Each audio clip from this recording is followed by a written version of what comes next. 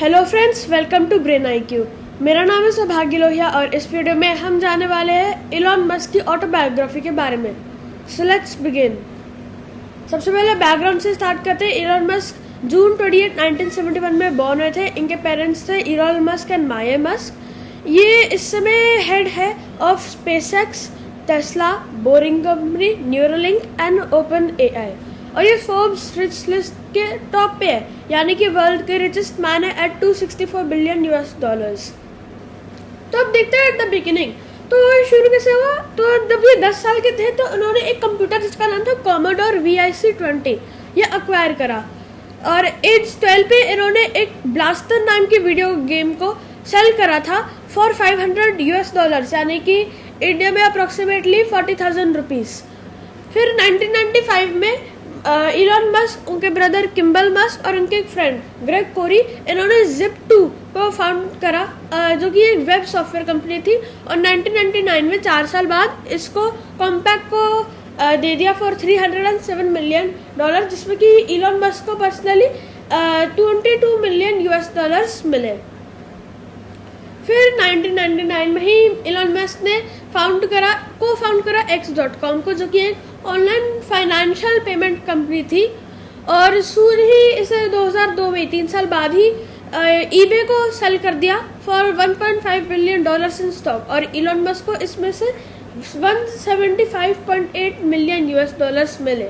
बाद में 2017 में, बहुत बाद में, इन्होंने X.com जो डोमेन था, क्योंकि eBay ने इसे बाद में रीनेम कर दिया था एज पेपैल, तो X.com जो डोमेन था उसे अनडिस्क्लोज अमाउंट के लिए परचेस कर लिया इन्होंने eBay से।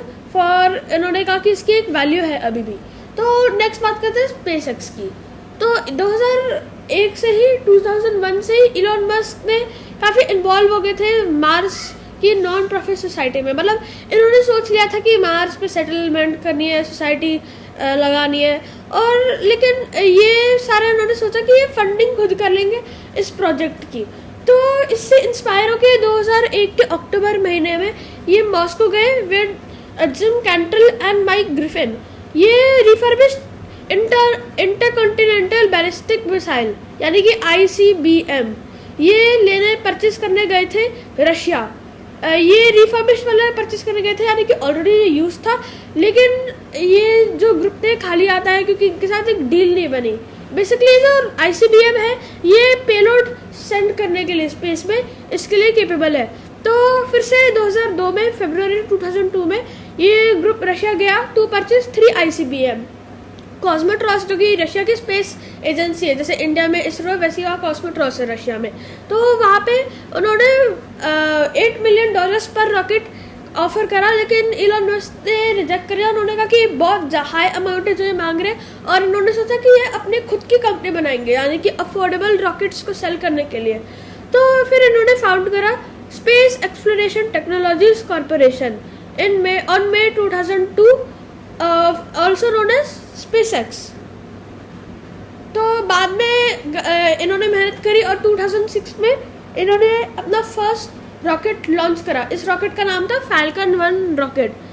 ये ऑलरेडी फेल कर गया अर्थ के ऑर्बिट पहुंचने के लिए, लेकिन तब भी इसे commercial orbital transportation services program contract ये नासा से मिल गया था लेटर दैट ईयर। और इसके बाद 2 और फील्ड अटेम्प्ट हुए और SpaceX ने सक्सीड करा in launching Falcon 1 into orbit in 2008, यानी कि 2006 में स्टार्ट करा था, 2008 में जाके ये सक्सेसफुल हुए इसे भेजने के लिए। और इन्होंने फाइनली क्लेम करा अपना title of being the first private liquid fuel rocket to do सो।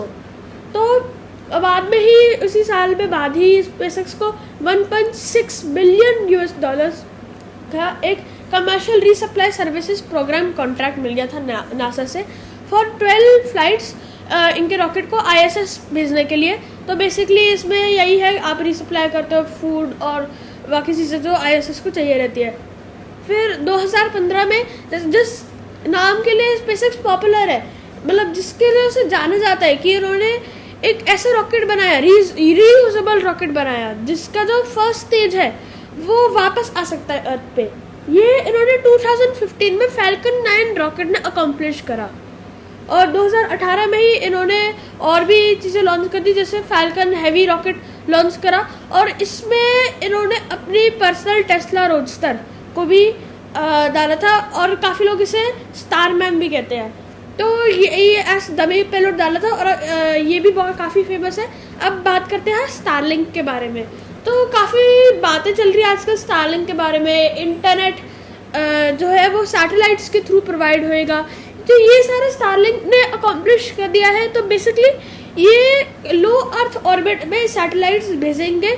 ये इन्होंने 2015 में इसकी डेवलपमेंट स्टार्ट कर दी फॉर सैटेलाइट इंटरनेट एक्सेस, और इसके लिए उन्होंने फर्स्ट तो प्रोटोटाइप भेजे थे February 2018। तो इसमें अब बहुत टाइम लगता है, इसमें बहुत मेहनत का काम है।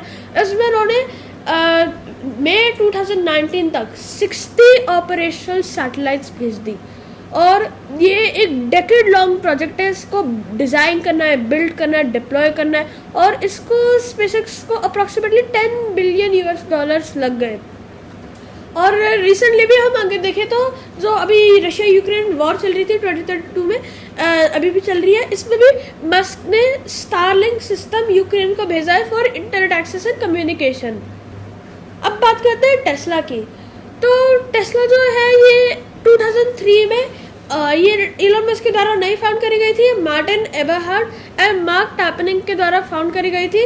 और शुरू में सबसे पहली funding series A round of investment यानी कि 2004 में इलॉन मस्क ने करी, जहाँ पे उन्होंने $6.5 बिलियन इन्वेस्ट करे थे। ऑल्दो इनका ओरिजिनली प्लान नहीं था टेस्ला को होल्ड करने का, लेकिन उन्होंने तब भी से होल्ड करा क्योंकि इसमें इन्होंने देखा कि ये आगे बढ़ सकती है कंपनी।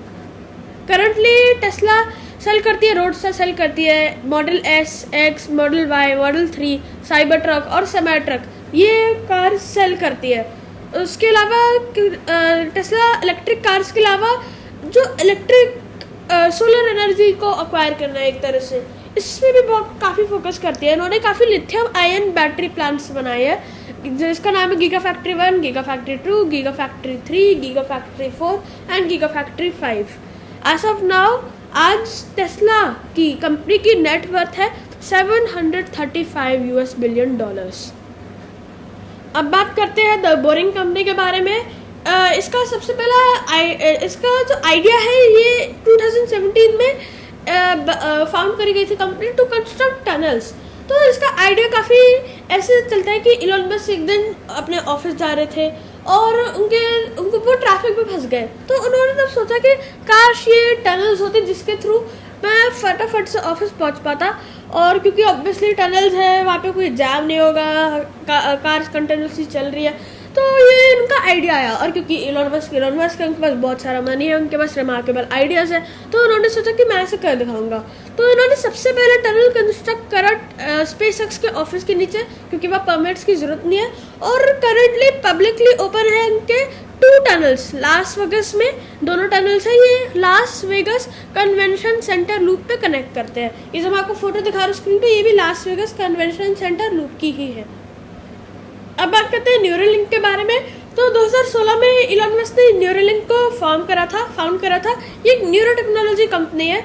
ये क्या करती है, ये ह्यूमन ब्रेन में आर्टिफिशियल इंटेलिजेंस को एक तरह से मर्ज कर देती है, जिससे कि इलॉन मस्क ने इसे 2020 में लाइव डेमोन्स्ट्रेशन करके डिस्क्राइब करा था इसे as a Fitbit in the skulls, और दिखाया था कि ये पैरालिसिस, डेफनेस, ब्लाइंडनेस और काफ़ी और डिसेबिलिटीज को क्योर कर सकती है। सो ये थी इलॉन मस्क की autobiography. Thank you for watching, bye bye.